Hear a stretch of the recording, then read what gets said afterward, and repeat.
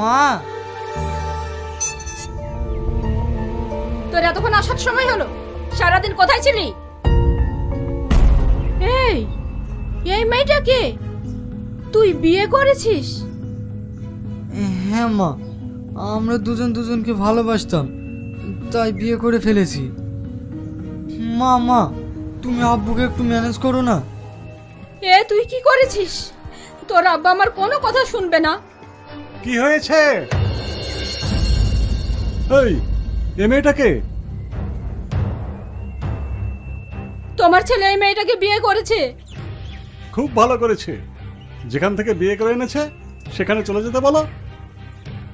আব্বা। চুপ! কে তোর আব্বা?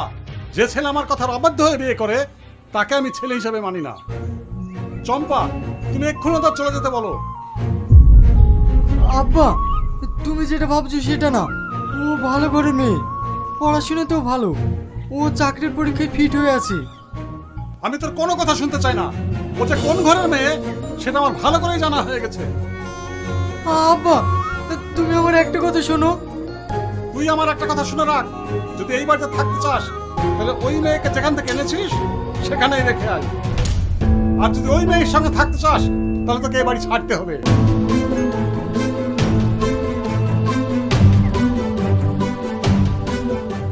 চলো।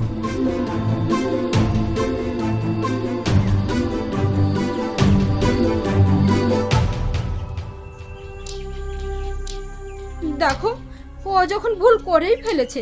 তুমি বেশি বকো না।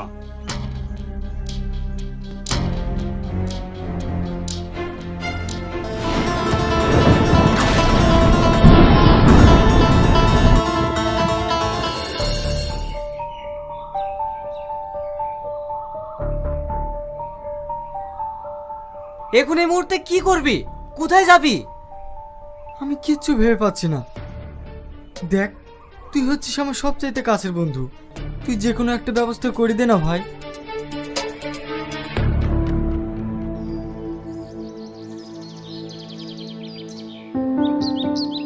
ঠিক আছে, আমার একটা বন্ধু বাড়ি ভাড়া দেবো বলছিল, চল তোকে সেটার ব্যবস্থা করে দিচ্ছি।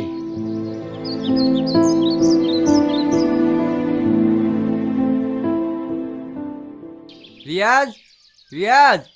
কে? ও তুই? হ্যাঁ, পিয়ন তোর বাড়ির ঠিকানা চিনতে পারছিল না, তাই নিয়ে আসলাম। তুই না নামে একটা চিঠি আছে। হ্যাঁ, আমারই ওয়াইফ। এই নিন, আর এখানে একটা সই করে দিন।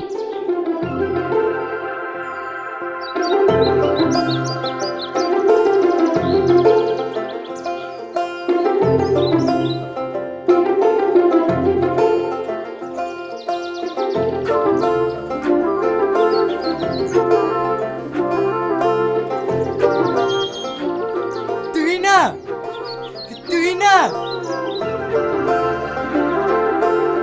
কি হলো? এইভাবে চিৎকার করছো কেন? আরে আরে, এই কি করছো? পড়ে যাবো তো। আজ তোমার জন্য ভীষণ খুশি খবর আছে। কি এত খুশির খবর? আরে তুমি যে ব্যাংকের চাকরির পরীক্ষা দিয়েছিলে তার অ্যাপয়েন্টমেন্ট লেটার চলে এসেছে। হ্যাঁ, এই দেখো।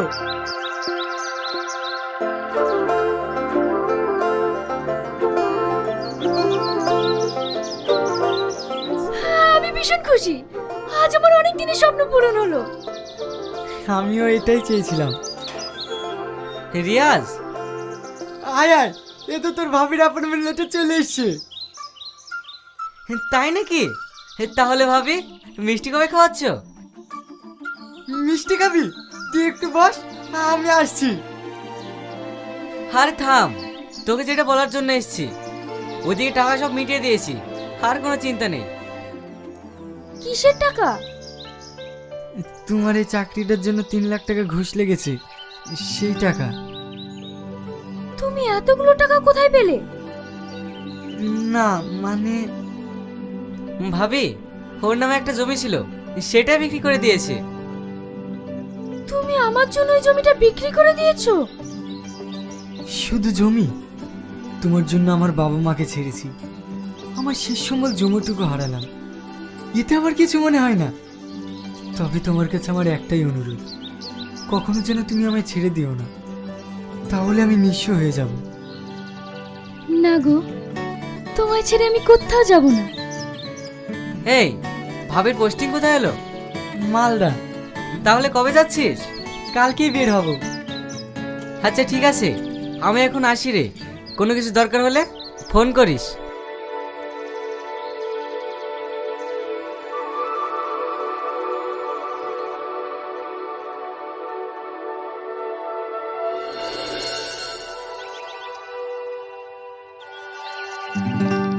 তোমার অফিস টাইম কেমন কাটছে? খুব ভালো। তুমি কখন আসলে? একটু আগে। শোনো না, আজ আমার ভীষণ টায়ার্ড লাগছে। আচ্ছা ঠিক আছে, তুমি বসো, আমি তোমার জন্য চা নিয়ে আসছি।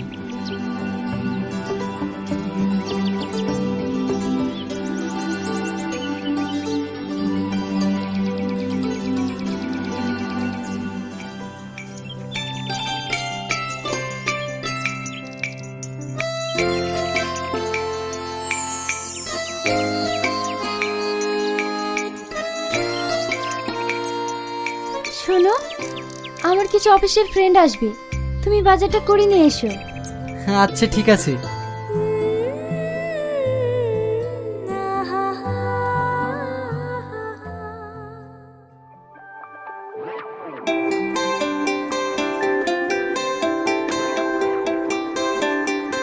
বাহ, তোমার বাড়ির কাজের ছেলেটা তো ভেরি হ্যান্ডসাম। ও কাজের ছেলে না, এটা আমার হাজবেন্ড। এটা তোমার হাজবেন্ড? ওয়েট ওয়েট ওয়েট, এ তোমার হাজবেন্ড? এ তো আমাদের বাড়িতে সিকিউরিটি গার্ডের কাজ করে। তুমি এত বড় পোস্টে জব করো আর সামান্য একটা সিকিউরিটি গার্ডকে বিয়ে করেছো? না তুই না, এটা তুমি ঠিক করনি। তোমার ক্লাসের সাথে যায় না। কেন? আপনাদের চোখে বুঝি সিকিউরিটি গার্ডরা মানুষ না? যারা জব করে মোটা টাকা বেতন পায় তারাই বুঝি মানুষ? What nonsense, what you mean? Mind your language. দুটো ইংরেজিতে কথা বললে তাকে ভদ্রলোক বলে না। বাড়িতে এসেছেন, আপনারা আমার অতিথি, আমি চাই না আপনাদের কোনো অসম্মান হোক। ছি তুহিনা ছি, আগে যদি জানতাম তুমি আমাদের ডেকে এইভাবে অপমান করবে তাহলে আমরা কখনোই আসতাম না। আমরা এখন আসছি। প্লিজ ওর কথা কিছু মনে করো না, অল্প করে কিছু খেয়ে যাও। আজ তোমাদের বাড়িতে যে অপমানিত হলাম, এতে আমাদের পেট ভরে গেছে। আর হ্যাঁ, আজ রাহুল সন্ধ্যায় পার্টি দিচ্ছে, সে পার্টিতে এসো, সেখানে আমাদের কথা হবে।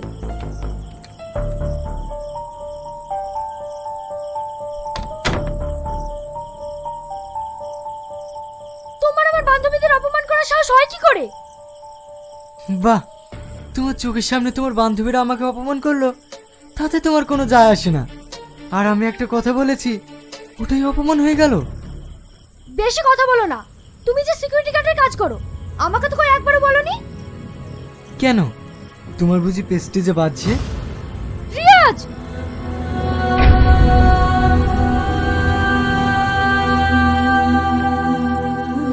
বাহ তুই না বাহ, এই কদিনে তুমি অনেক পরিবর্তন হয়ে গেছো।